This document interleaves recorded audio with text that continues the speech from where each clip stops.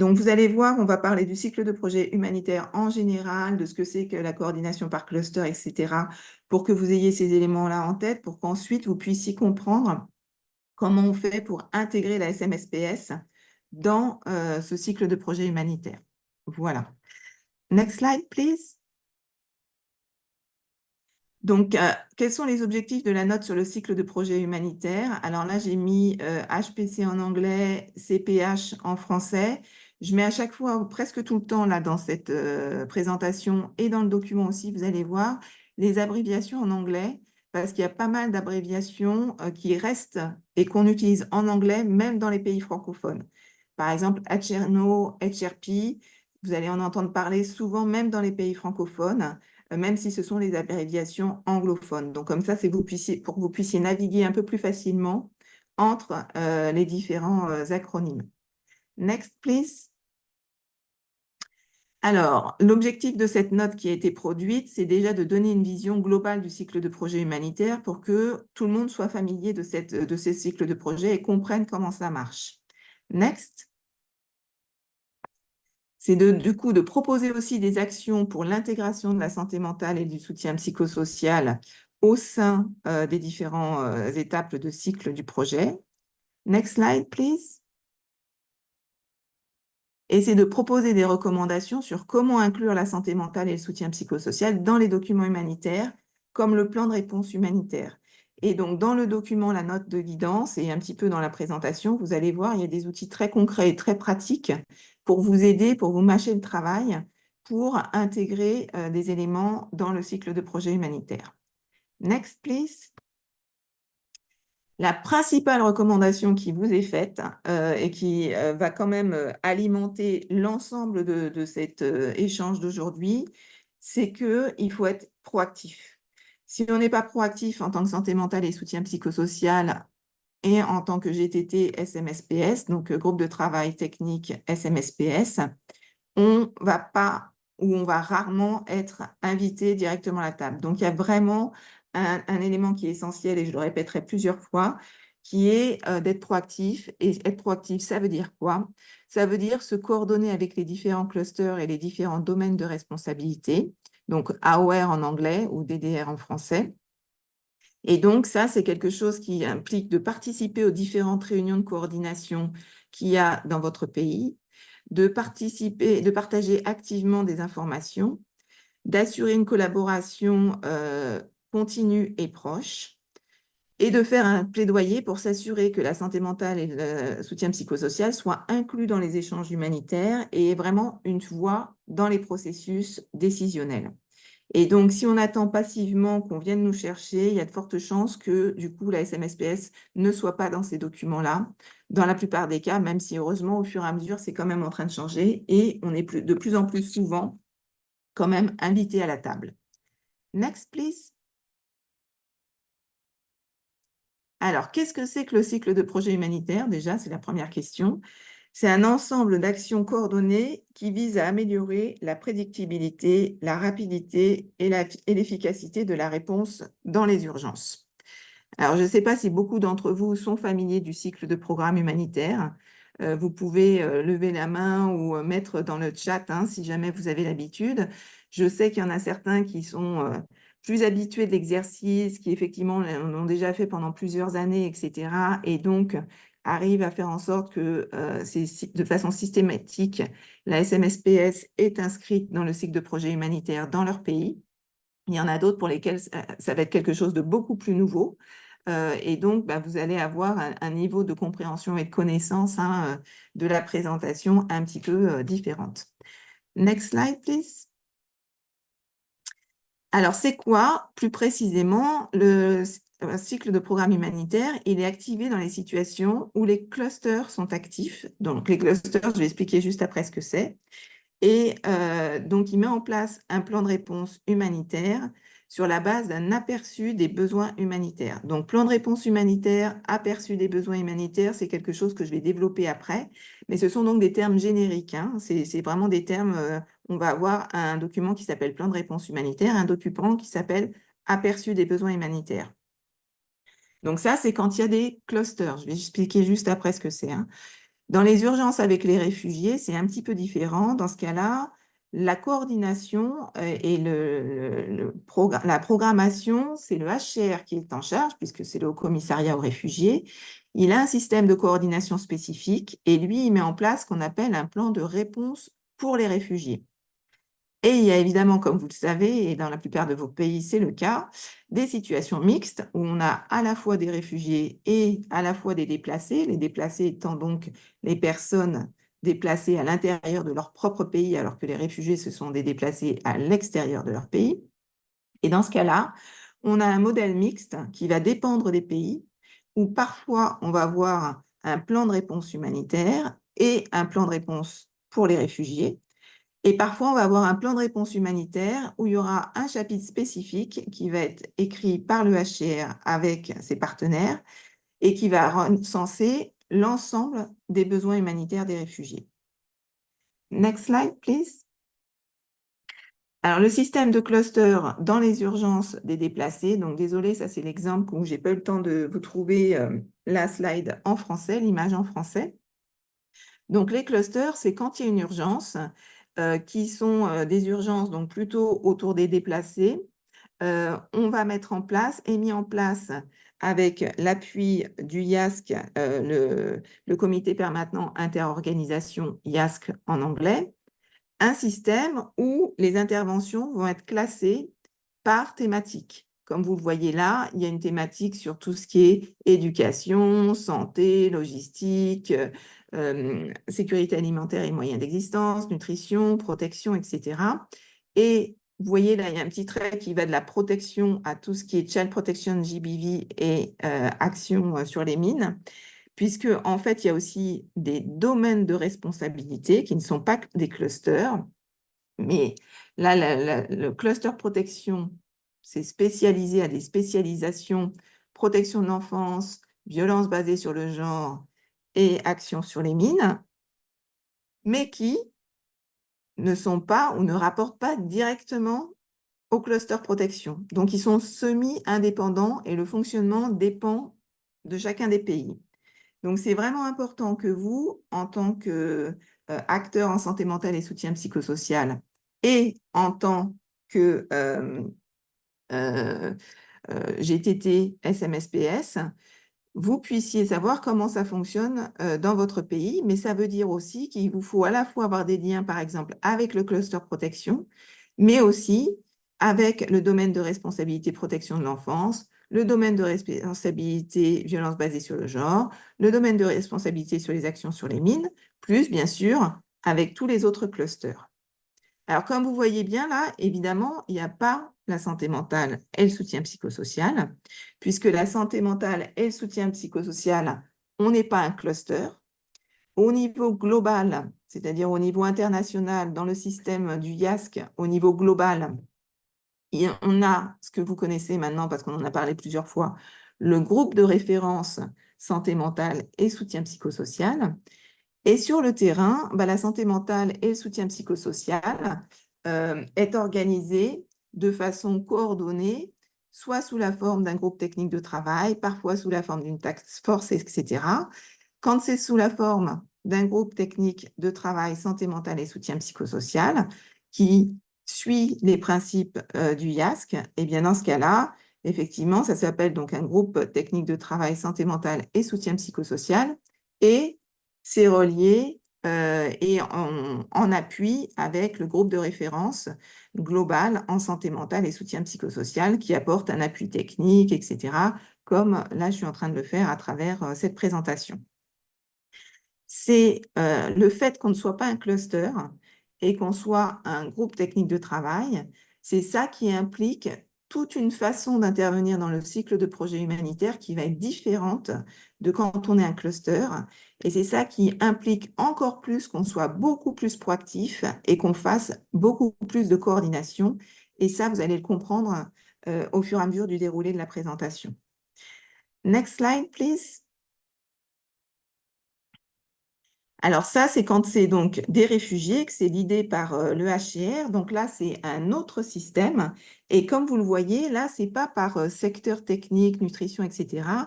C'est une autre façon d'organiser les choses et un autre mécanisme de coordination qu'il faut également avoir en tête et sur lequel on va aussi s'appuyer.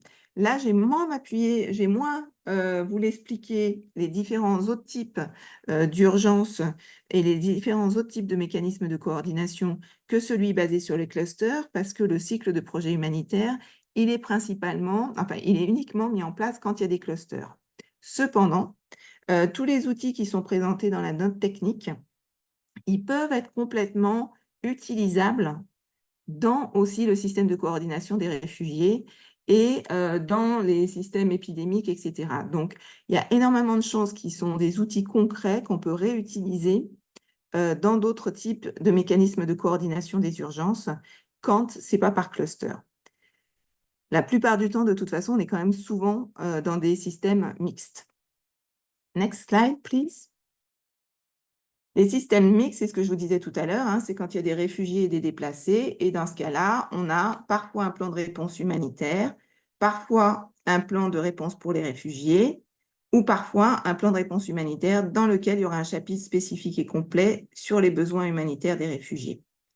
Donc, le projet, juste pour faire peut-être clarifier, hein, le cycle de programme humanitaire, il n'aboutit pas qu'au plan de réponse humanitaire, hein, c'est tout ces tas d'étapes que je vais vous décrire, mais le plan de réponse humanitaire, c'est effectivement là où il va y avoir un petit peu qu'est-ce qu'on prévoit, qu'est-ce qu'on propose comme type de réponse à la crise humanitaire et donc quelles activités vont être représentées. Et donc, c'est primordial qu'à la fin, dans ce document, apparaissent les besoins en santé mentale et soutien psychosocial et les réponses du coup proposées pour que, effectivement, derrière, ces propositions de réponse soient visibles et que les bailleurs puissent, puisqu'en fait, il y a à la fois la réponse et les coûts qui sont indiqués dans ces plans de réponse, et donc que les bailleurs ensuite financent ces activités.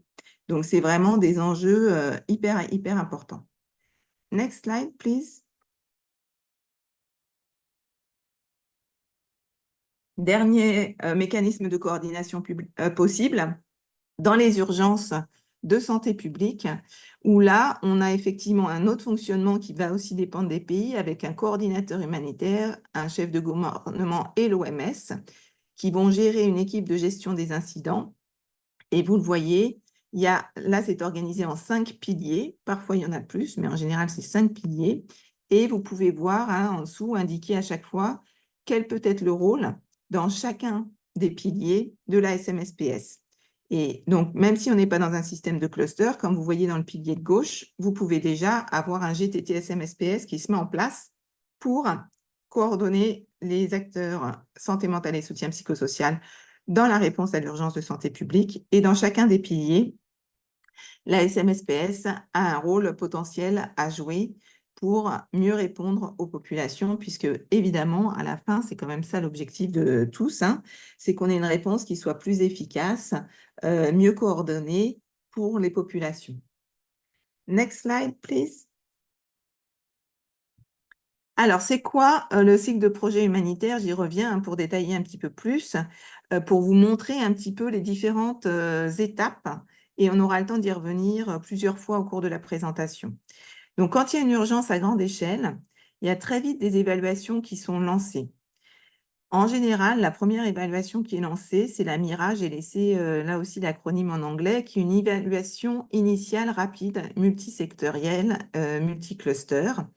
Et donc ça, c'est extrêmement rapide et donc c'est toute une méthodologie. Donc quand on parle d'évaluation MIRA, on suit une méthodologie spécifique avec un certain nombre de questions.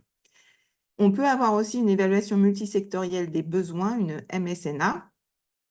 Et donc ça, ce sont des évaluations qui sont lancées très très vite. On va voir après hein, le calendrier.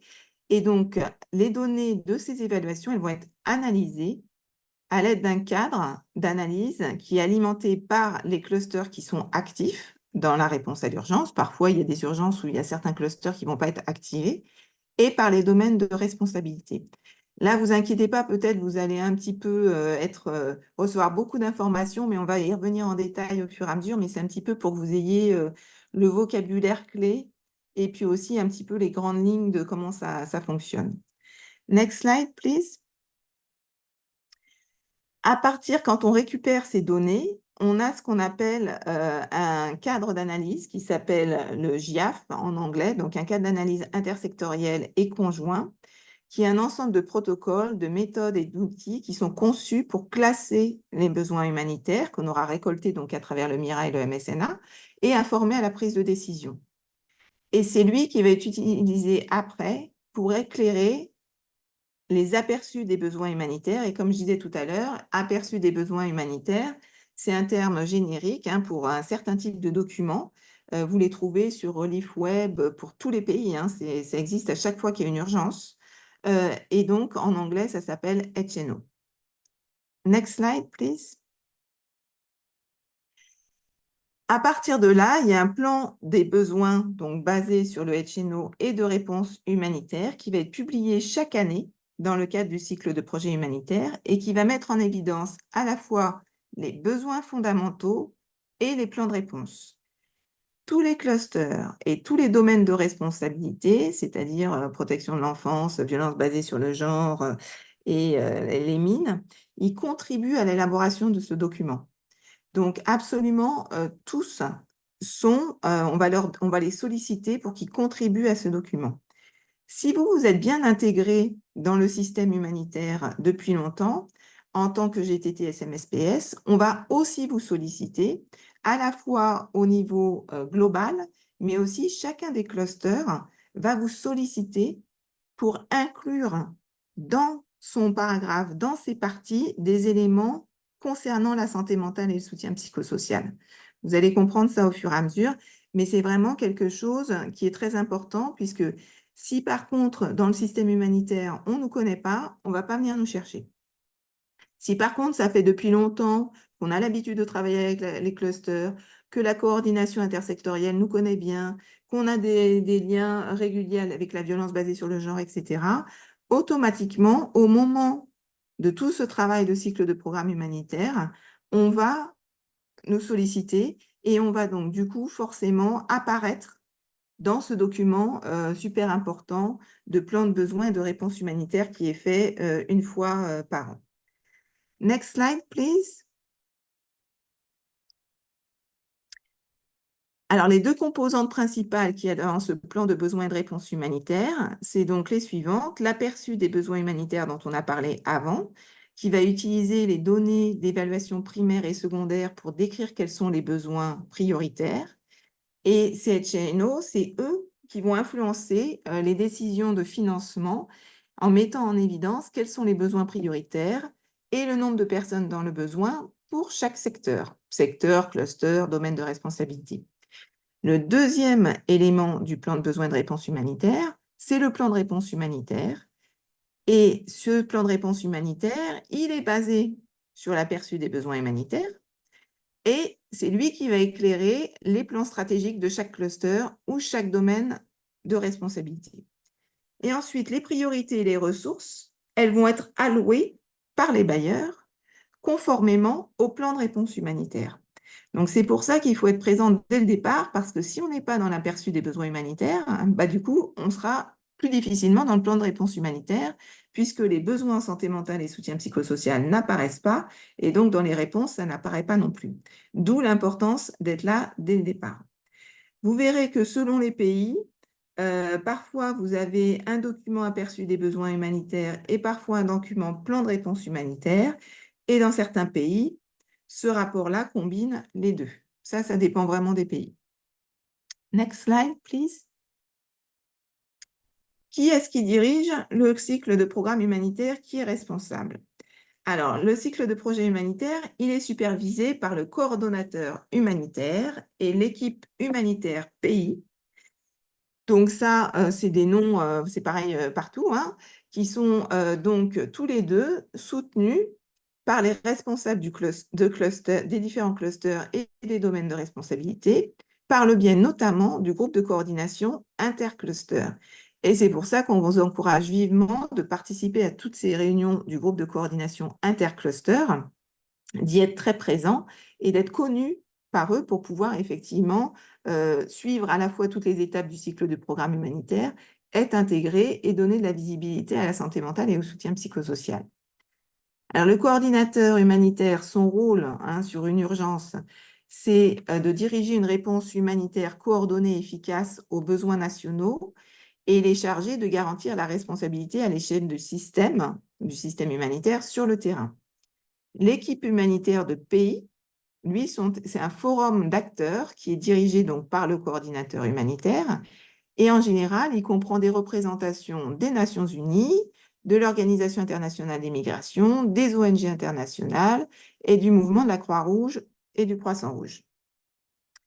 Les responsables des clusters et des domaines de responsabilité, en général, font partie de l'équipe humanitaire pays, et ce sont donc des contributeurs qui vont être essentiels dans tout le cycle de programme humanitaire. Et vous allez voir qu'un des challenges pour nous, ça peut être justement d'être invité dans l'équipe humanitaire pays. Et donc, l'équipe humanitaire pays, elle est chargée de convenir des questions stratégiques liées à l'action humanitaire dans le pays. Lorsqu'il y a un système de cluster qui est actif, comme je le disais tout à l'heure, il y a un groupe de coordination intercluster qui est activé, et lui, il est en charge de coordonner l'opérationnalisation de la réponse, et il constitue un lien super important entre l'équipe humanitaire pays et les différents clusters. Next slide, please. Alors, comment on favorise l'intégration de la SMPS au sein du cycle de projet humanitaire? C'est un processus qui se construit tout au long de l'année. Vous allez voir, il y a un calendrier, c'est en permanence. Mais c'est aussi pour que ce soit facile et pour que cette intégration soit facilitée, ça va être parce qu'on travaille en permanence avec nos collègues des clusters et des domaines de responsabilité.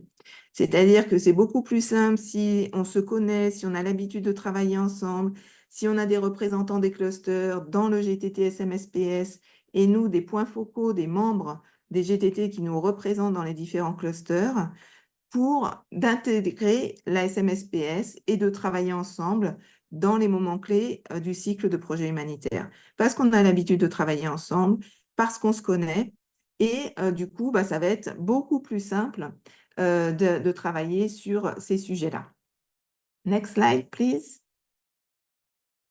Je vois d'ailleurs qu'il y a un certain nombre de coordinateurs de clusters, et donc c'est super parce qu'eux, ils connaissent bien et ils peuvent aussi beaucoup nous aider et favoriser le fait que la SMSPS soit intégrée dans le cycle de programme humanitaire. Alors là, on va revenir là-dessus, c'est juste un petit résumé pour favoriser l'intégration de la SMSPS au sein du cycle de projet humanitaire. Donc, en général, pour soutenir, et ça se fait surtout par les groupes de travail technique SMSPS, mais pas que, pour soutenir l'intégration de la SMSPS au sein du cycle de programme humanitaire, il y a plusieurs choses qu'on peut faire. Un, bien connaître les étapes du cycle de projet humanitaire et les dates clés associées pour garantir des contributions qui soient significatives et au bon moment. Donc là, c'est ce qu'on est en train de faire. Après, moi, les dates que je vais vous donner, c'est des dates un peu génériques. Elles vont varier d'un pays à l'autre.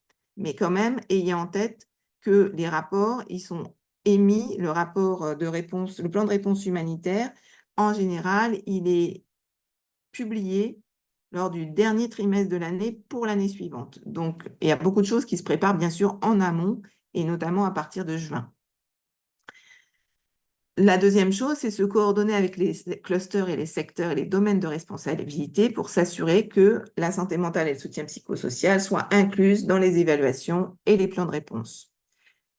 Troisième possibilité ou élément, c'est de plaider pour qu'il y ait des experts en santé mentale et soutien psychosocial qui fassent partie du cycle de programme humanitaire en participant aux différentes réunions des clusters, des domaines de responsabilité, aux ateliers interorganisation et aux équipes d'évaluation. Autre possibilité, enfin tout ça s'additionne bien sûr, suggérer des questions qu'on peut inclure dans les évaluations et qui sont des informations SMSPS pour ainsi avoir dans l'aperçu des besoins humanitaires les données et les besoins SMSPS qui apparaissent. Partager bien sûr les données d'évaluation SMSPS qui existent avec les responsables des secteurs, des clusters, etc., pour qu'ils soient inclus dans les analyses de données secondaires. Les données secondaires, hein, c'est quand on va regarder tous les rapports qui existent déjà, les compiler. Et donc, si en SMSPS, on a déjà fait des évaluations et qu'on les donne, bah, elles vont être incluses dans cette analyse. Plaider pour l'intégration des activités de santé mentale et soutien psychosocial dans les plans de réponse humanitaire en utilisant en particulier les recommandations internationales comme l'ensemble minimum de services. Évaluer les composantes santé mentale et soutien psychosocial de la réponse en utilisant l'outil de calcul des coûts et donner ces informations aux clusters et aux domaines de responsabilité pour qu'ils puissent les utiliser dans le plan de réponse humanitaire, puisque dans le plan de réponse humanitaire, hein, il y a aussi un chiffrage des coûts, des réponses, des interventions qu'on va mettre en place. Et donc, à travers l'ensemble minimum de services en santé mentale et soutien psychosocial, ils ont développé un outil qui peut vous faciliter. Vous pouvez aussi avoir vos propres outils, hein, mais en tout cas, ça, c'est un outil disponible que vous pouvez utiliser pour calculer, en fonction des interventions, combien ça coûte et du coup, les inclure dans le chiffrage qui est demandé dans le plan de réponse humanitaire. C'est aussi suggérer des activités santé mentale et soutien psychosocial et des indicateurs associés pour assurer le suivi de la réponse et donc pouvoir après, puisque vous allez voir que quand on a le plan de réponse, ensuite il y a tout un plan de suivi et d'évaluation pour vérifier que la réponse qu'on met en place correspond bien au plan de réponse humanitaire. Et puis, de rédiger des textes pour les documents clés et donc les passer à nos collègues des autres clusters et des domaines de responsabilité pour qu'ils puissent les inclure directement dans les HNO, donc les aperçus de besoins humanitaires et les plans de réponse humanitaires. Et donc, ils ont juste à faire un copier-coller et c'est beaucoup plus facile de les inclure de cette manière-là. Next slide, please. Alors, c'est quoi les étapes et les dates clés du processus CPH? Donc, vous voyez, je vous avais dit, il n'est pas complètement parfait encore ce PowerPoint. Je suis désolée, je ferai les corrections après. Donc, c'est un processus en 6 étapes.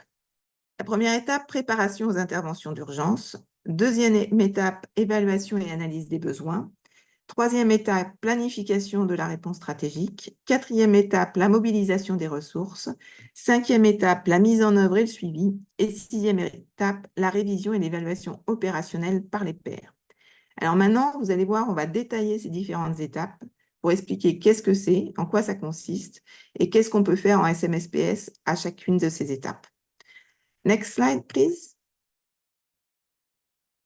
Donc, ça, c'est une autre façon de présenter hein, ce cycle de programme humanitaire. Et donc, vous voyez que, bien sûr, la population affectée, elle est au centre. Et autour, vous voyez qu'il y a des anneaux avec des moments clés. Alors, pourquoi des moments clés? Parce qu'évidemment, il y a deux choses qui sont importantes à noter.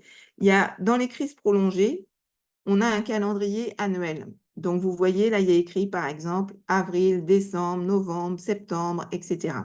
Donc, ça, ce sont des dates quand on est dans des crises prolongées. Et donc, les dates récurrentes, chaque année, on retravaille sur l'ensemble du cycle de programme humanitaire. Mais vous voyez aussi qu'il y a jour 3-5, jour 14, jour 30. Et ça, c'est parce que ce soit dans une crise continue ou justement un événement soudain, eh bien, effectivement, dans ces cas-là, on ne va pas suivre. On ne sera pas forcément en avril. Si, par exemple, il y a une crise qui arrive au mois de juin, on ne va pas attendre avril de l'année suivante pour faire un examen opérationnel, etc.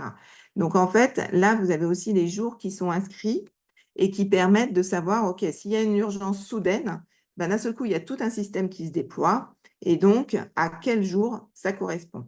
On va expliquer sur les diapos suivantes. Next slide, please. Alors, du coup, avant la crise, donc avant le jour 0.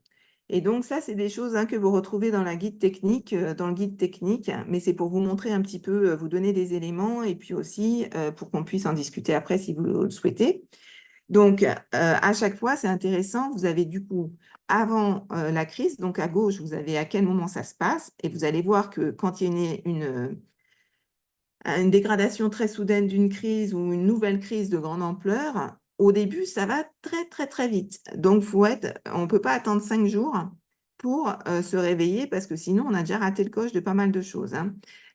Alors, je parle là, souvent quand il y a des crises de grande ampleur d'un seul coup, bien sûr, ça se passe et au niveau global et au niveau local. C'est-à-dire que souvent, les équipes terrain sont bien sûr appuyées par les équipes sièges des différentes organisations, du IASC, etc., hein, pour produire les choses, puisque en général, en plus, sur les terrains, il arrive très souvent que les équipes elles-mêmes sont affectées, et donc il y a bien sûr besoin de support, hein.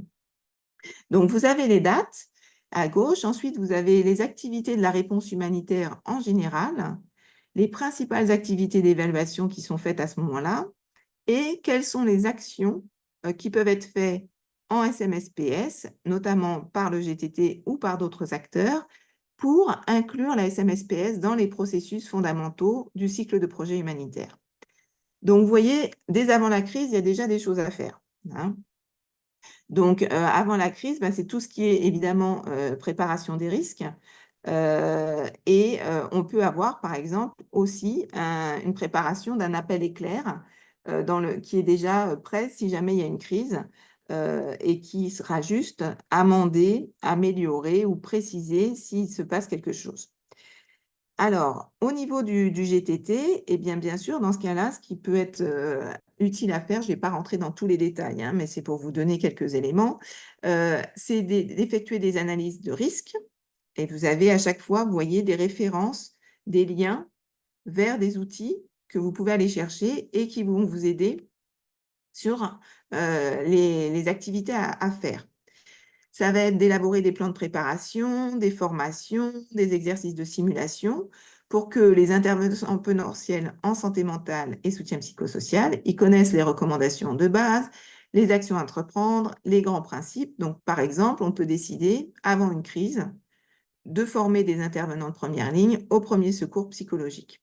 Et comme ça, si jamais il y a une crise ou une catastrophe, bah, il y a toute une partie des personnes qui sont déjà formées et qui vont être opérationnelles au moment de la crise. Et donc, je pense que là, en tout cas pour les pays d'Afrique, comme vous le savez, il y a un programme qui est mis en place par CDC Afrique et auquel beaucoup de pays ont participé justement, avec d'un côté le ministère de la Santé, de l'autre côté le ministère, s'il y en a un, de la préparation et des risques, pour travailler sur ces éléments préparatoires en amont des crises pour être plus efficace au moment des crises. Les actions du GTT, ça va être d'effectuer une étude documentaire en amont, d'avoir déjà cartographié les services et les acteurs, même si bien sûr, souvent quand il y a une urgence, ça bouge beaucoup. La phase 1, c'est-à-dire jusqu'au jour 5 après une catastrophe. Donc, vous voyez, là aussi, c'est super, super rapide. Donc, il y a le début de l'évaluation rapide initiale multisectorielle, MIRA, et en général, il y a déjà un appel éclair. Donc, c'est pour ça que là, c'est assez grossier hein, ce qui est proposé, puisque c'est des évaluations ultra rapides et ultra globales, où on va collecter des données secondaires, on va collecter des infos dans les médias, on va utiliser l'imagerie satellite pour voir quels sont les dommages des infrastructures. Quand on peut, on fait des visites de terrain. Et si c'est pertinent, donc on fait un appel flash, appel éclair, on ne l'utilise pas trop en français, mais bon, je l'ai vu sur certains documents, ou un flash à pile. Et donc, qu'est-ce qu'on doit faire en tant que GTT SMSPS à ce moment-là?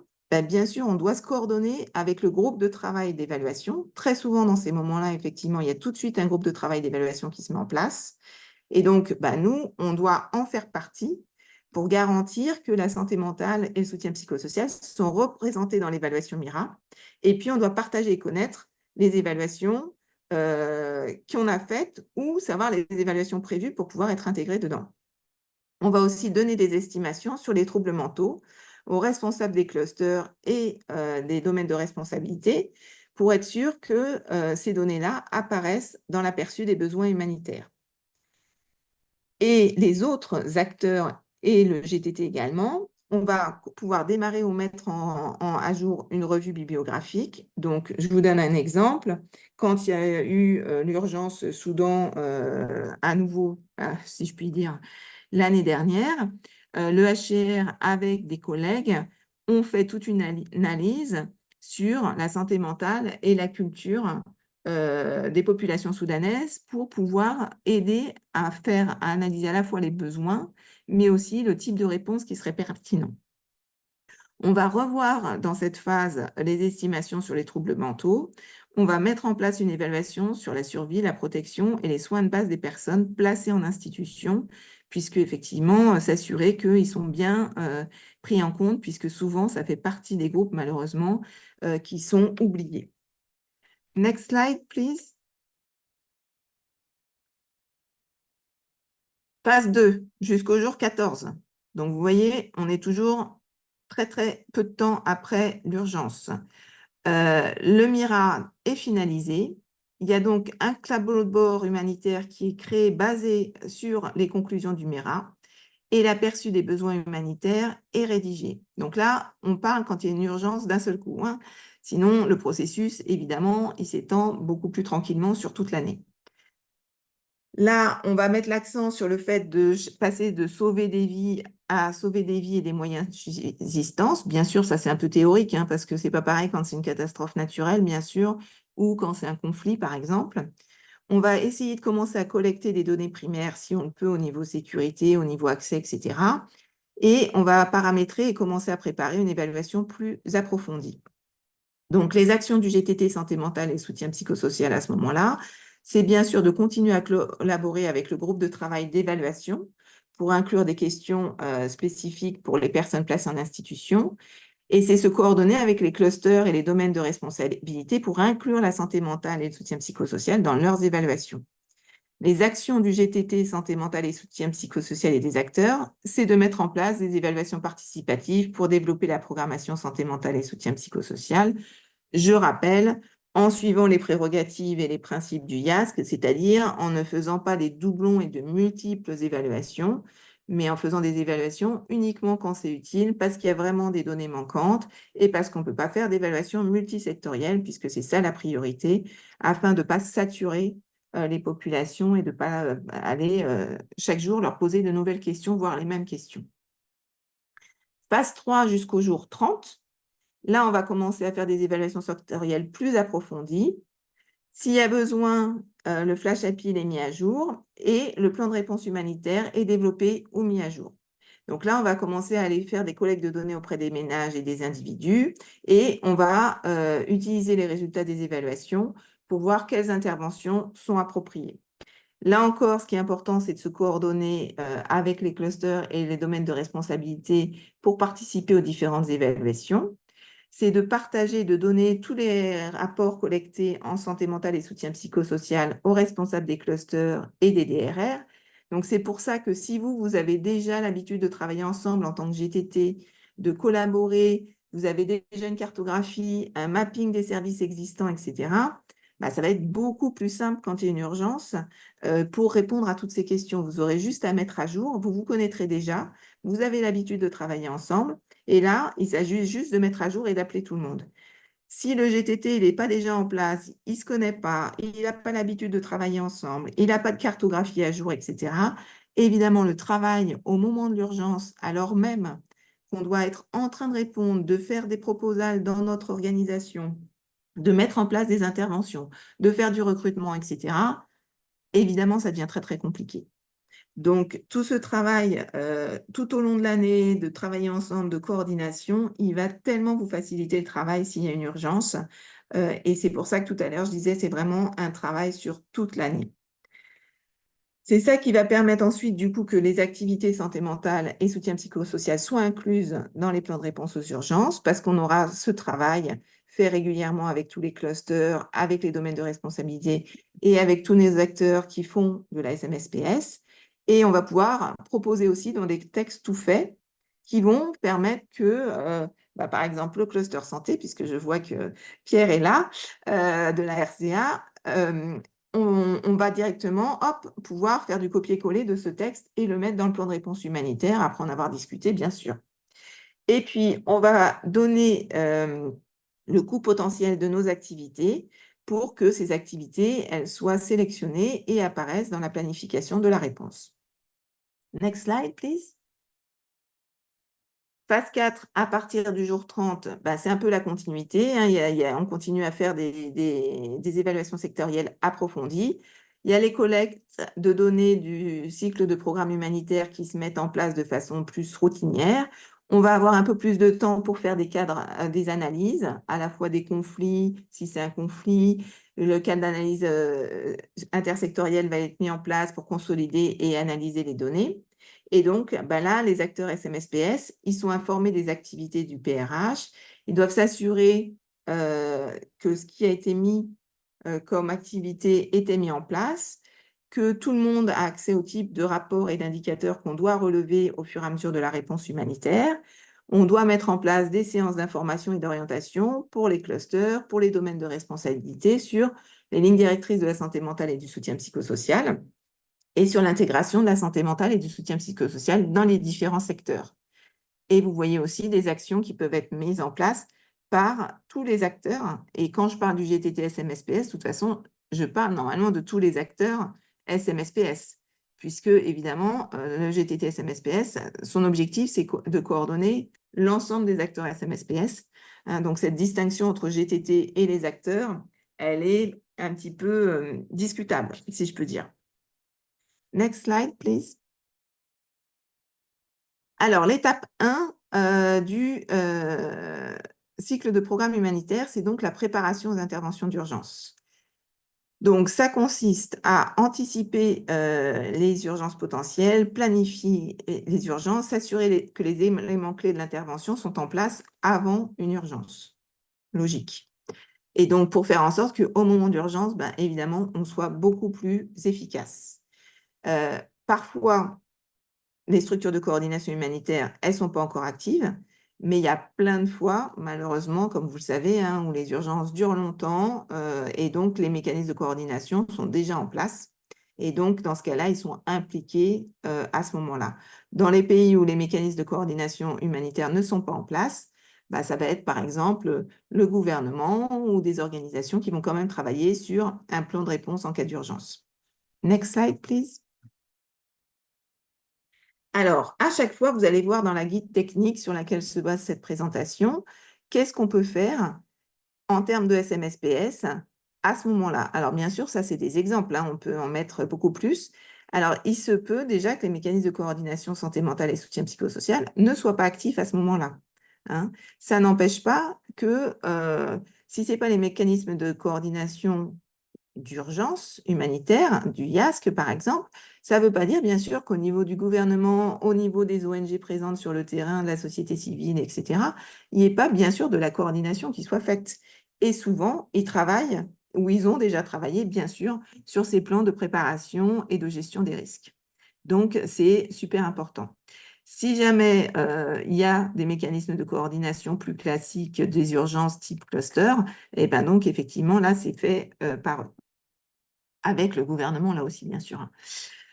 Donc, les mécanismes qui peuvent être pris par les mécanismes de coordination en santé mentale et soutien psychosocial, ils comprennent le fait de contacter les clusters et les domaines de responsabilité pour voir quelles sont les initiatives de préparation qui sont en cours et demander l'intégration d'un point focal santé mentale et soutien psychosocial dans la conception de ces exercices de préparation, enfin de plans de réparation. Alors là, j'ai mis en anglais, donc les plans de préparation. Ça va être de faire proposer des formations pour préparer les équipes d'évaluation en cas d'urgence. Ça va être de faire des formations pour préparer les intervenants humanitaires et les équipes d'évaluation à certaines choses comme les compétences essentielles en matière de soutien psychosocial. Informer et sensibiliser sur les lignes directrices santé mentale et soutien psychosocial, les clusters, pour mettre en évidence qu'est-ce qu'on peut faire dans chacun des secteurs pour promouvoir la santé mentale et le bien-être.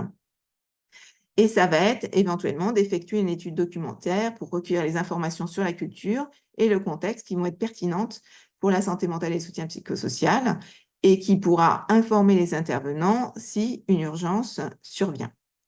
Next slide, please. L'étape 2, c'est l'évaluation et l'analyse des besoins qui vont aboutir aux aperçus des besoins humanitaires. Donc, vous voyez, là, je suis en train de dérouler ce que je vous ai montré avant pour que vous voyez de façon plus spécifique à chacune des étapes qu'est-ce qui se passe et qu'est-ce qu'on peut faire en tant que SMSPS. Donc, il y a donc des évaluations des besoins qui sont menées pour garantir que les réponses humanitaires sont axées sur les besoins. Donc, ces évaluations de besoins, elles peuvent prendre différentes formes, comme je l'ai dit tout à l'heure. En général, la première, appliquée en cas d'urgence soudaine ou d'escalade, ça va être l'évaluation rapide multisectorielle, comme vous avez vu tout à l'heure. Par contre, quand on a plus de temps et des ressources, on va plutôt faire des évaluations multisectorielles des besoins, un peu plus longues, MSNA, voire des évaluations monosectorielles qui peuvent être effectuées. Hein, par exemple, il y a une urgence depuis longtemps, et puis on se rend compte qu'on n'a pas de données en santé mentale ou soutien psychosocial, ou on n'a pas de données en nutrition, ou je ne sais pas quoi, ben on va faire une évaluation spécifique parce qu'on a certaines données qui manquent. Toutes les données d'évaluation, elles sont ensuite analysées à l'aide du GIAF, le cadre qui permet l'analyse systématique des informations clés qui informent ensuite l'aperçu des besoins humanitaires. OK, vous rebouclez là par rapport à ce que j'ai dit avant. Donc, c'est la même chose que ce que j'ai dit avant, mais en plus détaillé. Next slide, please. Next, please. Thank you. Alors, le GIAF, c'est donc une norme internationale pour l'évaluation des besoins humanitaires. Alors, il fournit des informations fondamentales pour l'aperçu des besoins humanitaires et il soutient l'identification de réponses appropriées qui vont apparaître dans le plan de réponse humanitaire. Dans ce GIAF, on va avoir une analyse des données secondaires, donc à travers les documents qui existent, etc., qui synthétisent les informations existantes. Et c'est pour ça que c'est super important que si on a déjà fait des rapports d'évaluation en santé mentale et soutien psychosocial, si on a des données, etc., on les partage.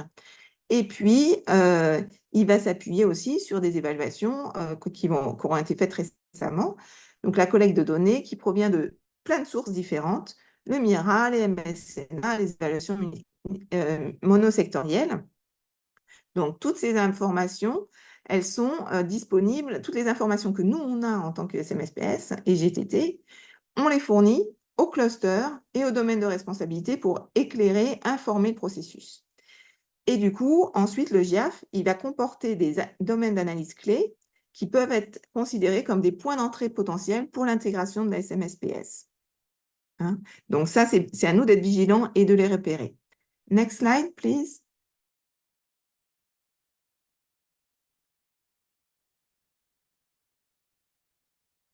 Merci. Alors là, vous allez voir que du coup, on va avoir des actions qui sont proposées à l'intérieur de cette étape. Donc, la première action, qui n'est pas spécifique à la SMSPS, hein, c'est de convenir de la portée de l'analyse de l'approche de calcul des coûts. Donc ça, c'est autour du mois de juin, souvent, quand on est dans des crises qui durent. Donc là, vous voyez, on est en août, c'est pour ça que je me dépêche de faire la présentation et de traduire le document, parce qu'on est déjà en retard. Donc déjà, peut-être une chose à faire pour vous, c'est d'aller vous renseigner dans vos pays sur où est-ce qu'on en est par rapport à ce processus du cycle de programme humanitaire et qu'est-ce qu'on a déjà raté ou pas et comment intégrer la santé mentale et le soutien psychosocial dans le cycle de programme humanitaire. Donc, la première étape quand on élabore l'aperçu des besoins humanitaires, c'est de se mettre d'accord sur la portée de l'analyse. Ça va déterminer ensuite le cadre du GIAF. Donc, la portée, elle va être déterminée au cours d'un premier atelier de lancement qui va être animé par le coordinateur humanitaire, l'équipe humanitaire pays et avec des représentants des clusters et des domaines de responsabilité. Donc, à ce moment-là, on va discuter, on parle de quelle zone géographique est touchée par la crise. On va explorer la façon dont les différentes populations elles sont exposées à différents chocs et risques. On va se mettre d'accord sur les méthodes d'évaluation qui sont faisables et l'analyse des informations existantes. Et on va se mettre d'accord sur la façon, sur la méthodologie pour établir les coûts et le budget. Donc, vous voyez, c'est déjà en juin, on en est déjà là. Next slide, please. Du coup, qu'est-ce qu'on peut faire en tant que mécanisme de coordination SMSPS ou GTT SMSPS? Bah, déjà, évidemment, la première chose, c'est de plaider pour que dans les groupes de coordination, les clusters, les domaines de responsabilité, etc., pour qu'ils soutiennent la santé mentale et le soutien psychosocial. Ou demander qu'un point focal santé mentale et soutien psychosocial puisse participer à l'atelier de lancement. Les mécanismes de coordination santé mentale et soutien psychosocial, ils devraient plaider aussi en faveur de l'intégration des groupes à risque dans les évaluations et dans le HNO pour qu'ils restent visibles. Hein, tout à l'heure, on vous parlait par exemple des personnes qui sont en institution. Donc, c'est important qu'on ait un rôle là-dessus. Et ensuite, il faut s'assurer que les clusters et les domaines de responsabilité, ils connaissent les principales actions à entreprendre pour garantir que les groupes à risque ne soient pas oubliés. Et notamment des groupes qui soient sous-représentés dans les évaluations, parce qu'on ne pense pas les voir, parce qu'ils sont en institution, par exemple. Et donc, c'est important quand on fait des évaluations d'inclure un nombre important de ces populations à risque pour être sûr que leur voix soit entendue. Next slide, please. Deuxième action, analyse des données secondaires. Là, on est en juillet-août. Hein, on est à peu près dans les temps. Là, on va analyser et examiner les données existantes en se basant sur le cadre qui a été défini au mois de juin, c'est-à-dire quelles sont les populations concernées, les zones géographiques, etc. Et là, on va donc voir les données existantes pour analyser les tendances, voir les opportunités d'analyse conjointe avec d'autres acteurs de développement de la paix, et on va identifier les données manquantes. Chaque cluster, chaque domaine de responsabilité, groupe de travail spécialisé, va s'engager dans une étude et une analyse approfondie de son domaine d'expertise. Et les données existantes, elles vont être liées, bien sûr, par genre, prendre en compte l'âge, le handicap et d'autres facteurs essentiels. Ça veut dire que là, nous, en tant que santé mentale et soutien psychosocial, et d'ailleurs, je vois qu'il y a des questions un peu dans ce sens dans le chat, on en discutera après, et bien là, on doit, nous, avec notre petite valise, aller taper à la porte de tous les clusters et de tous les domaines de responsabilité pour que les données santé mentale et soutien psychosocial soient inclus. Next slide, please. Alors, qu'est-ce qu'on va faire? Ouais, merci. Alors, les actions possibles pour les GTT ou les mécanismes de coordination SMSPS, c'est de faire une étude documentaire des informations existantes et de rédiger un document avec les résultats, conformément au périmètre d'analyse qui a été décidé, et si possible, de mettre en évidence les informations santé mentale et soutien psychosocial pertinentes pour chaque cluster et domaine de responsabilité. Donc, c'est là où avoir l'habitude de travailler ensemble au sein du GTT SMSPS, par exemple, d'avoir régulièrement des réunions, d'avoir une cartographie à jour, c'est super important, mais c'est aussi en juin, juillet, août, de faire des réunions spécifiques sur ces thématiques-là pour compiler toutes les données et ensuite faire en sorte qu'on puisse aller les partager avec nos collègues des autres clusters et des autres domaines de responsabilité. Et donc, le travail qu'on a l'habitude d'en faire ensemble, tout ce travail de coordination, c'est important qu'il soit fait en tant que groupe GTT et qu'il va compiler les informations de tout le monde. Et repérer aussi, bien sûr, les informations qu'on n'a pas, malheureusement, et sur lesquelles il aurait fallu ou il faudrait qu'on aille chercher de l'information plus directe. Ensuite, on envoie ces études et ces informations complétées où on a mis en évidence les informations santé mentale et psychosociale pertinentes aux différents clusters, aux différents secteurs pour qu'ils soient intégrés dans leurs examens des données secondaires. Il y a aussi très souvent mis en place, comme je disais tout à l'heure, un groupe de travail sur les évaluations et l'analyse. Et lui, il va soutenir ce processus. Et donc ça peut être aussi un autre point d'entrée que les clusters et les domaines de responsabilité pour aller partager des informations. Donc en fait, il ne faut pas hésiter à arroser avec nos informations les personnes clés. Et donc, bien sûr, s'il y a un groupe de travail, évaluation et analyse, comme on disait tout à l'heure, essayez d'avoir une place dans ce groupe. Et si on n'a pas de place, en tout cas, partager les informations avec eux. Et puis, mettre en évidence les estimations de prévalence qui peuvent être incluses dans le processus d'évaluation des besoins et qui vont être utilisées comme estimation pour calculer les personnes dans le besoin, PIN. Donc ça, c'est un outil qui va être systématique. Dans tous les HRP, il y a le nombre de personnes, le calcul du nombre de personnes dans le besoin. Et donc, bien sûr, on doit le faire aussi pour la santé mentale et le soutien psychosocial. Et donc là, il y a des méthodes de calcul qui vous sont présentées. Si vous n'avez pas rempli ce document-là, personne ne va le faire à votre place. Donc, il faut vraiment qu'en termes de groupe SMSPS, on ait travaillé sur ces schémas-là pour qu'ensuite, ils soient intégrés dans ces documents clés du cycle de programme humanitaire. Next slide, please. 3. on va aussi, à peu près en juillet-août, voir aussi, peut-être à ce moment-là, justement, qu'il y a des données qui manquent. Et donc, on va planifier et collecter des données primaires. Donc là, c'est pour tout le monde, hein, c'est pas que en santé mentale et au soutien psychosocial, mais c'est le moment où on repère aussi, tiens, ça, on n'a pas certaines infos qui sont super importantes. Next slide, please. Alors, à ce moment-là, du coup, qu'est-ce que va faire le GTT, SMSPS? Je dis GTT parce que c'est plus rapide, hein, SMSPS. Il va collaborer avec le groupe de travail sur les évaluations et l'analyse et les responsables des clusters et de domaines de responsabilité pour déterminer s'il y a des MSNA ou des évaluations monosectorielles qui sont prévues et pour y intégrer la santé mentale et le soutien psychosocial. Il va plaider donc pour l'intégration de questions ou d'options de réponse en santé mentale et soutien psychosocial dans les évaluations. Quand on dit plaider, ça ne veut pas dire seulement dire « Ah, ce serait bien qu'il y ait des questions et des réponses en santé mentale et soutien psychosocial ». Bien sûr, l'expertise santé mentale et soutien psychosocial, c'est nous qui l'avons. Donc, quand on va voir le cluster santé ou quand on va voir le cluster protection en disant ce serait bien d'intégrer des questions santé mentale et soutien psychosocial, ça veut dire que c'est nous qui apportons ces questions. C'est nous qui devons rédiger les questions et les options de réponse. Ce n'est pas nos collègues des clusters qui doivent tout seuls se dépatouiller avec débrouillez-vous maintenant, ce serait bien qu'il inclue la santé mentale et le soutien psychosocial. Nous, on est les experts, on doit mâcher le travail et on doit venir avec des exemples de questions. Vous voyez, là, à chaque fois, hein, il y a marqué voir la section 3.3, etc., avec les outils multisectoriels. Il y a bien sûr, dans la note de cadrage, des liens et des exemples pour vous faciliter le travail, pour que vous n'ayez pas besoin de réinventer les choses à chaque fois. Il y a à nouveau le fait de plaider pour l'intégration d'un expert en santé mentale et soutien psychosocial dans l'équipe d'évaluation pour aider à la conception, l'analyse, l'interprétation et la rédaction. Et puis, il y a le fait techno, s'il vous plaît, vous pouvez éteindre votre micro? Merci. Il a proposé de former le personnel chargé de la collecte des données aux compétences essentielles en matière de SMSPS, notamment, et entre autres, au premier secours psychologique, mais pas que. Next slide, please.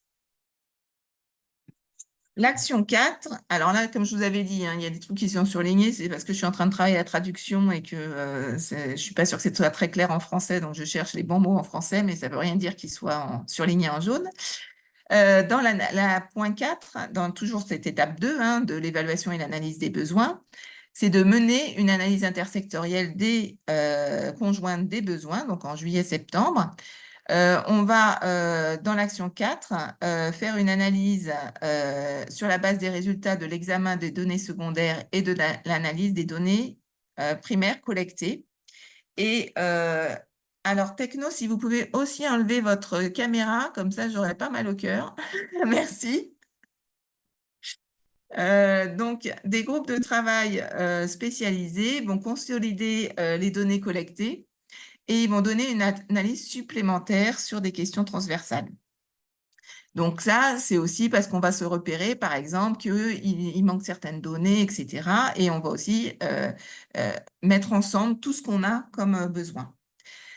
Dans cette phase, les chiffres sur les personnes dans le besoin et les niveaux de gravité, donc ça, j'aime pas trop le mot, j'ai pas encore trouvé le bon mot, sont estimés de manière sectorielle et intersectorielle et on finalise l'aperçu des besoins humanitaires. Next slide, please. Donc, à ce niveau-là, c'est quoi les actions potentielles pour les mécanismes de coordination en santé mentale et soutien psychosocial? Il y a le fait de collaborer avec le groupe de travail sur les évaluations et l'analyse, et puis les responsables des clusters et des domaines de responsabilité pour déterminer… ah non, mais ça, je l'ai déjà dit là, je pense. Oui. Next slide, please. Voilà. Donc là, à ce niveau-là, dans cette action, on va plaider pour l'intégration d'un ou plusieurs points focaux dans l'atelier conjoint pour participer à l'analyse intersectorielle des besoins. On va plaider pour la création d'une petite équipe d'experts en santé mentale et soutien psychosocial pour analyser les données primaires et les informations issues de l'évaluation de l'analyse des données secondaires pour la santé mentale et le soutien psychosocial en tant que question transversale. On va calculer le nombre de personnes dans le besoin en santé mentale et soutien psychosocial. Et on va soumettre un texte aux responsables du secteur, des clusters et des domaines de responsabilité pour l'intégration de la santé mentale et du soutien psychosocial dans l'aperçu des besoins humanitaires. Next slide, please. L'étape 3 du cycle de programme humanitaire, c'est la planification de la réponse stratégique. Et donc, comment on inclut la santé mentale et le soutien psychosocial dans les plans de réponse humanitaire. Donc, à cette étape, en fait, les besoins identifiés dans l'aperçu des besoins humanitaires, ils vont être utilisés pour définir le cadre de l'objectif stratégique et les objectifs des différents clusters.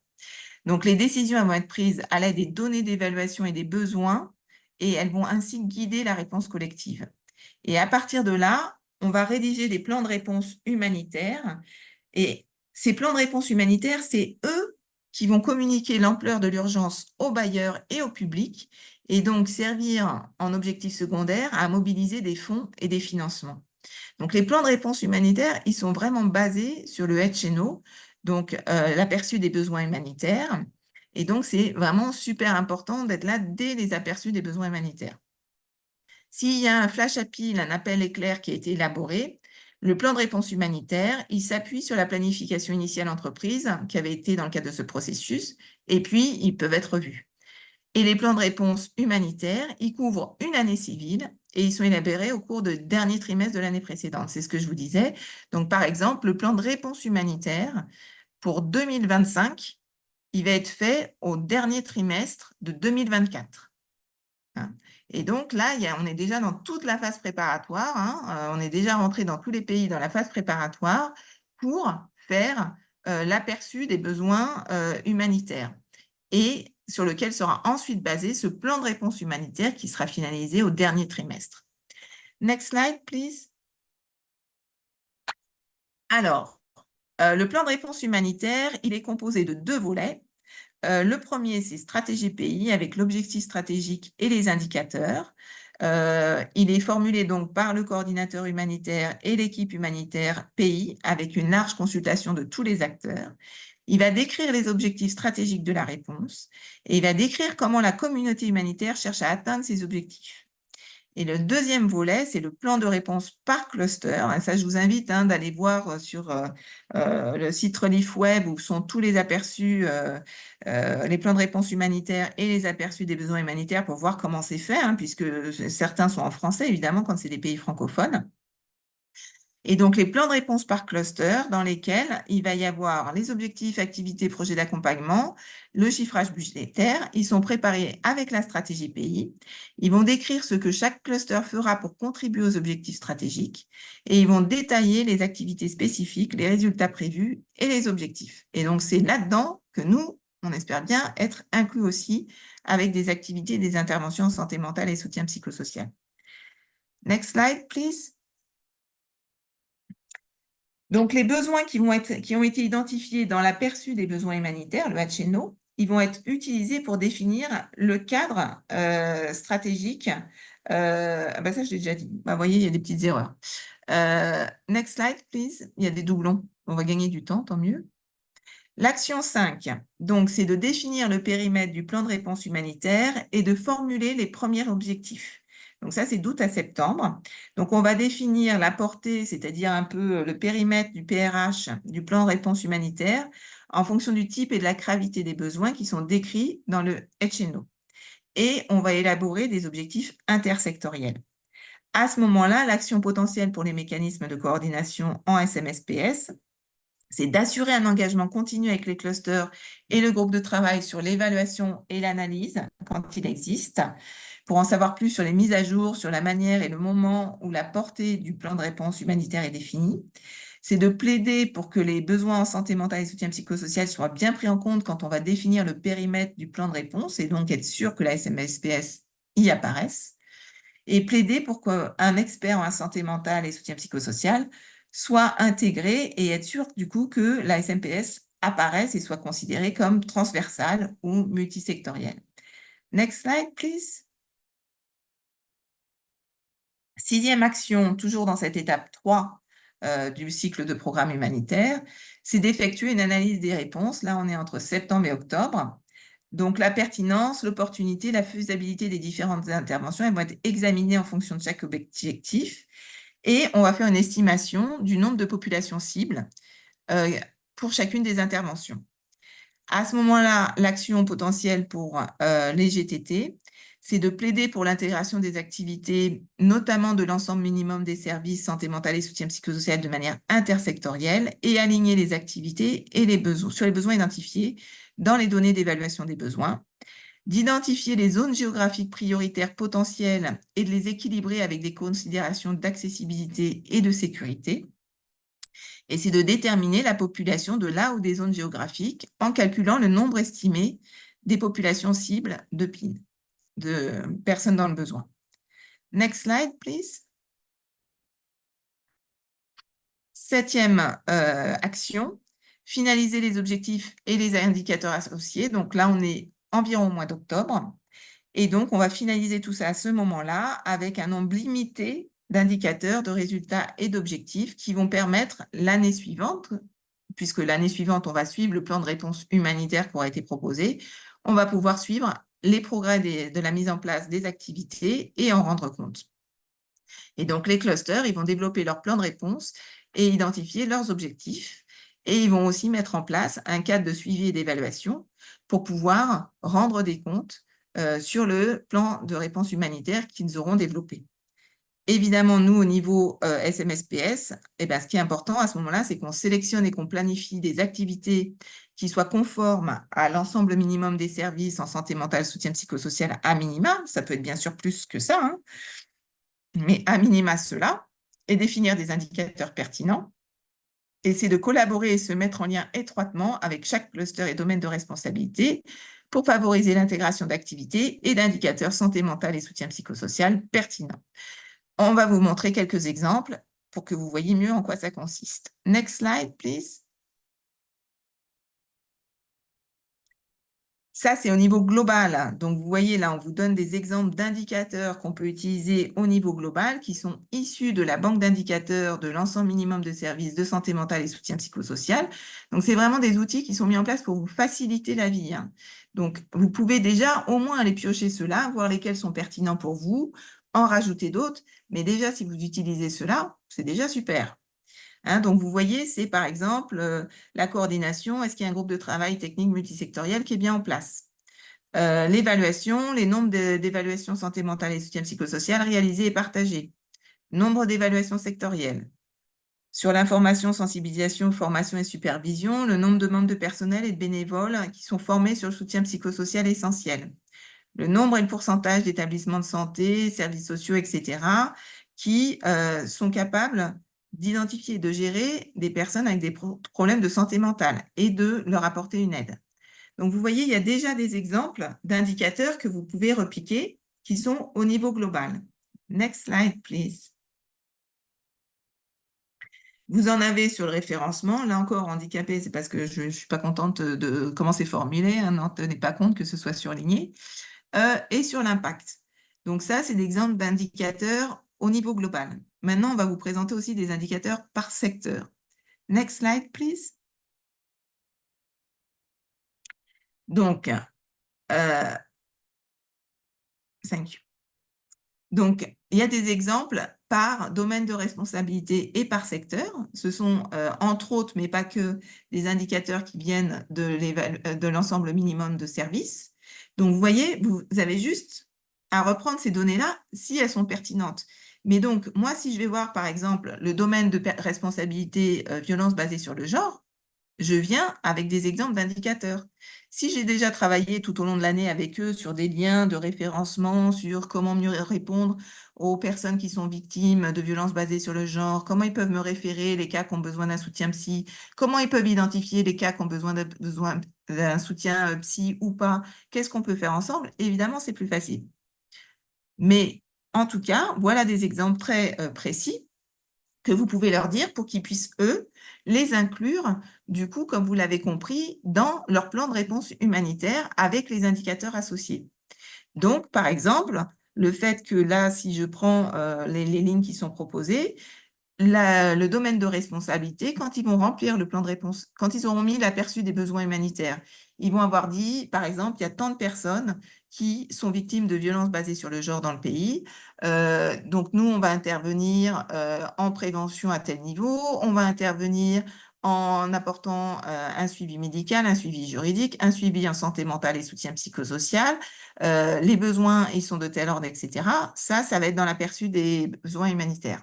Basé là-dessus, ils vont dire, et en termes de réponse, nous, ce qu'on veut faire, c'est faire en sorte que, je ne sais pas, 80% des femmes et des hommes qui ont été victimes de violences basées sur le genre reçoivent un soutien en santé mentale et soutien psychosocial. Donc, vous voyez, ça va apparaître dans la partie domaine de responsabilité, violence basée sur le genre, mais c'est un indicateur santé mentale et soutien psychosocial, puisqu'on est multisectoriel et que ça a complètement du sens de répondre. Donc, vous voyez, vous venez avec des exemples très concrets. Là, ce sont les indicateurs, mais bien sûr, ce qu'il y a derrière les indicateurs, c'est des activités. Hein. Donc, vous, ça vous permet aussi de développer et de comprendre quelles sont les activités qu'on peut mettre en place. Next slide, please. Vous avez la même chose sur la protection de l'enfant. Je suis désolée, je ne vais pas détailler parce que je vois qu'il est très tard déjà. On aura le temps d'y revenir. Mais vous voyez qu'il y a des exemples très concrets pour vous aider dans la guide, dans la note technique. Next slide, please. Dans la protection. Next slide. Dans l'éducation. Next slide. Et on pourrait en avoir aussi, évidemment, hein, dans la nutrition, dans la sécurité alimentaire, dans l'eau et l'assainissement, etc. Là, on n'a pris que quelques exemples pour vraiment vous faciliter le travail. Et vous en avez aussi dans l'ensemble minimum de services. Donc, l'action 8, en ce qui concerne les plans de réponse humanitaire, c'est de formuler des projets et des activités et estimer le coût de plan de réponse. Donc, à ce stade, le plan de réponse humanitaire, il a été rédigé. Il comprend la description de la réponse, les objectifs des clusters, les interventions, la population cible et les indicateurs. Et donc, à partir de là, maintenant, on va essayer d'évaluer le coût. Et le coût, eh ben, effectivement, ça, on peut le faire à partir de l'outil de calcul qui est préposé dans l'ensemble des minimums de services, ou bien calculer autrement hein, aussi, si vous avez d'autres méthodes de calcul, sachant on peut vous demander de les réviser, hein, l'équipe humanitaire pays peut demander de les réviser au cluster, au domaine de responsabilité ou à vous. Mais en tout cas, il y a ce travail à faire, et là aussi, c'est à nous de le faire. Et on peut fournir aussi un texte au secteur, cluster et au domaine de responsabilité pour les inclure dans le plan de réponse humanitaire. Et dans la note technique, vous avez aussi des exemples de textes à inclure et sur lesquels il y a juste des choses à adapter pour que ce soit spécifique à votre contexte. Next slide, please. Action 9, toujours dans l'étape 3, c'est de publier le plan de réponse humanitaire. Donc, quand le plan de réponse humanitaire est finalisé, il est publié. Donc, il est disponible en général en ligne, il peut être révisé. Et souvent, il y a effectivement des événements hein, qui sont marqués pour lancer le lancement du plan de réponse humanitaire dans le pays. Une révision en milieu d'année, elle peut être effectuée si l'équipe humanitaire pays le demande pour revoir et réviser éventuellement les exigences financières, surtout s'il y a des évolutions dans la crise. Donc, ça joue beaucoup, évidemment. Donc, en tant que santé mentale et soutien psychosocial, ce qu'on doit faire, c'est surveiller les coûts et la mise en œuvre des activités santé mentale et soutien psychosocial qui sont inclus pour déterminer si des coûts révisés peuvent être nécessaires aussi au niveau de la santé mentale et du soutien psychosocial. Next slide, please. Ensuite, l'étape 4, c'est le suivi de la réponse. Donc, évidemment, il y a un plan de suivi qui est pensé, mis en place dans le plan de réponse humanitaire pour vérifier que la réponse humanitaire coordonnée, elle est sur la bonne voie et qu'elle atteint bien les objectifs et les cibles identifiées. Et donc, chaque agence, chaque organisation et le GTT, ils doivent du coup, nourrir ce processus de suivi de suivi des indicateurs, de chiffrage, pour pouvoir confirmer qu'on est bien et qu'on adapte bien au plan de réponse humanitaire. Et c'est pour ça que très souvent, on vous demande, hein, en tant que GTT, de partager des données sur les activités SMSPS, le nombre de personnes touchées, etc., les interventions faites pour pouvoir faire ce reporting. Next slide, please. L'action 10, donc de finaliser le plan de suivi, donc en général de janvier et février. On va décrire quelles sont les données qui sont collectées par les acteurs, comment, quand, où est-ce qu'elles vont être stockées, comment elles vont être analysées, partagées, etc. Ça va comprendre un tableau avec les acteurs à utiliser. On va détailler les besoins, les données de base, etc. Ça, vous l'avez peut-être déjà vu dans le pays dans lequel vous travaillez. Et dans chacun des clusters, il va y avoir un point focal de suivi désigné. On peut faire la même chose au sein du GTT, éventuellement, si on le souhaite, ça peut être une stratégie. Et le suivi va s'effectuer tout au long du cycle, donc en général 1 an. Et les rapports, ils vont être partagés selon un calendrier sur lequel tout le monde s'est mis d'accord en amont. Le premier rapport de suivi, il est souvent fait 60 jours après la publication du plan d'intervention. Next slide, please. Les actions au niveau du GTT, bah, c'est bien sûr se mettre d'accord avec les clusters, les domaines de responsabilité, etc., sur les informations à fournir, à quel moment, quand, etc. Informer bien sûr les acteurs de la SMSPS sur le plan de suivi et les activités qui sont dans le plan de réponse humanitaire et qui sont liées à la santé mentale et soutien psychosocial et qui font l'objet d'un rapport pour qu'ils donnent au sein du GTT à la personne en charge ou au co-lead les informations nécessaires pour qu'on puisse ensuite les rapporter au cluster et au domaine de responsabilité. On peut organiser un atelier sur le suivi et l'évaluation liés aux indicateurs et aux activités du plan de réponse humanitaire pour garantir que les partenaires connaissent toutes les exigences. Je ne suis pas sûre qu'aujourd'hui ce soit le cas dans tous les pays, hein. Parfois, on ne sait même pas ce qu'il y a dans le plan de réponse humanitaire. Et puis, c'est d'encourager tous les acteurs santé mentale et soutien psychosocial, du coup, évidemment, à partager les résultats de leurs activités en utilisant les outils, la fréquence de mesure et les indicateurs de résultats qui ont été convenus dans le plan de suivi. Sinon, bah, on ne peut pas, nous, en tant que GTT SMSPS, faire un retour aux différents clusters, aux domaines de responsabilité. Et les clusters et les domaines de responsabilité, eux aussi, ils sont garants, ils ont une responsabilité, ils sont redevables, bien sûr, du plan de réponse humanitaire. Et donc, si on ne leur fournit pas ces données, ils vont être en porte-à-faux par rapport aux objectifs et à ce qu'on attend d'eux. Mais aussi, en termes de visibilité, c'est important pour nous de pouvoir mesurer la façon dont on répond effectivement au niveau humanitaire aux besoins qu'on avait identifiés. Next slide, please.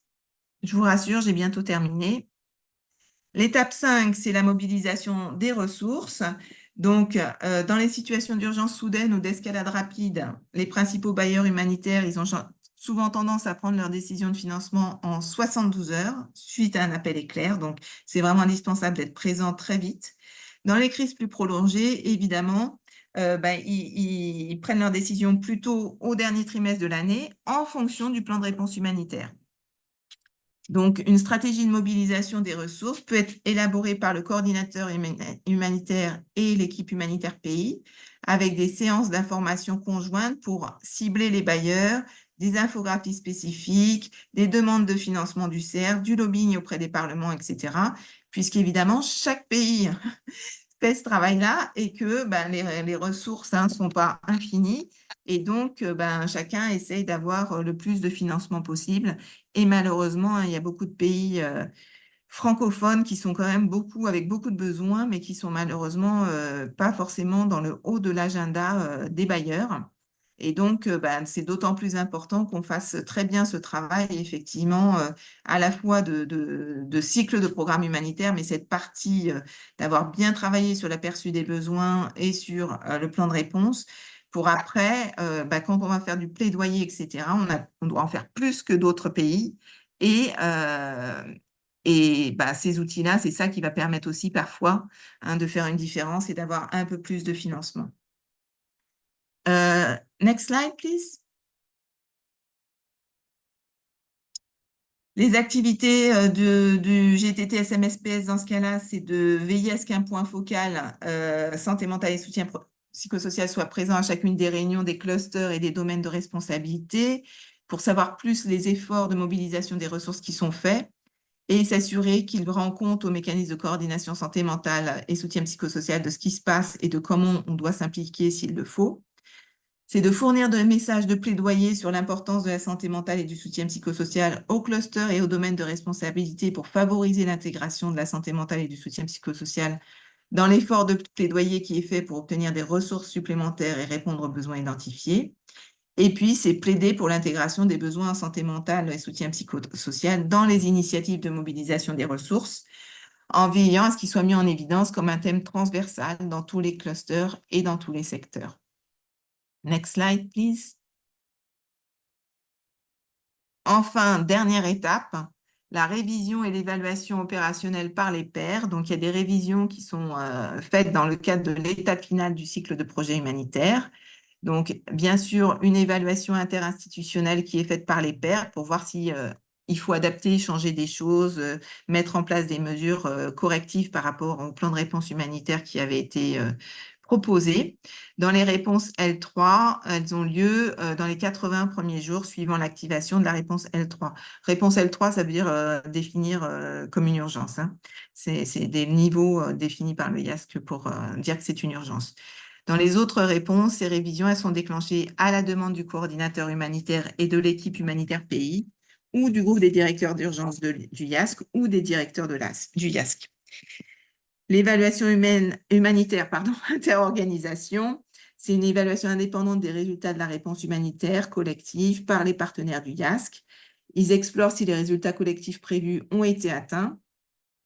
Et donc, il y a tout un cycle selon si c'est effectivement après une situation L3, c'est dans 12 à 15 mois. Dans les autres situations d'urgence à grande échelle, elle est généralement menée 9 à 12 mois après le début de l'urgence ou l'escalade de l'urgence. Mais à tout moment, on peut aussi demander une évaluation d'urgence. Next slide, je crois que c'est fini. Ah oui.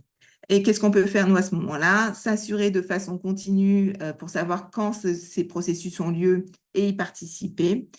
Proposer les contacts d'un expert en santé mentale et soutien psychosocial engagé dans la réponse humanitaire qui participera dans le cadre de les processus d'évaluation, qui sera un des informateurs clés et qui pourra répondre aux questions et donc donner de la visibilité à la santé mentale et soutien psychosocial, voire faire en sorte qu'effectivement, un expert SMSPS fasse partie du processus de révision et d'évaluation. Et si c'est le cas, organiser une séance de brainstorming avec tous les principaux acteurs concernés pour que cet expert puisse vraiment rendre compte des points de vue d'un maximum d'acteurs SMSPS et pas seulement, bien sûr, de son propre point de vue. Next slide, please. Et ben voilà, je savais qu'on était presque au bout. Je suis désolée, il est 15h30, j'ai parlé 1h30. Je m'en excuse énormément. Je m'excuse aussi parce que j'ai l'impression qu'un certain nombre d'entre vous n'avaient pas le bon horaire ou il y avait un problème concernant les horaires et donc sont arrivés à 15 heures pour nous, chez nous, alors que la présentation a commencé à 14 heures. Donc, vraiment désolée. On va voir si on partage ou pas l'enregistrement, mais on va peut-être le partager pour ceux qui n'ont pas pu participer. Et pour ceux qui ont un petit peu de temps et qui le souhaitent, vous pouvez poser des questions, sachant que j'ai vu qu'il y avait quelques questions dans le chat et je ne sais pas si j'y ai déjà répondu, mais je vais les regarder. Mais merci d'être si nombreux, même si j'ai parlé tout le temps. Voilà.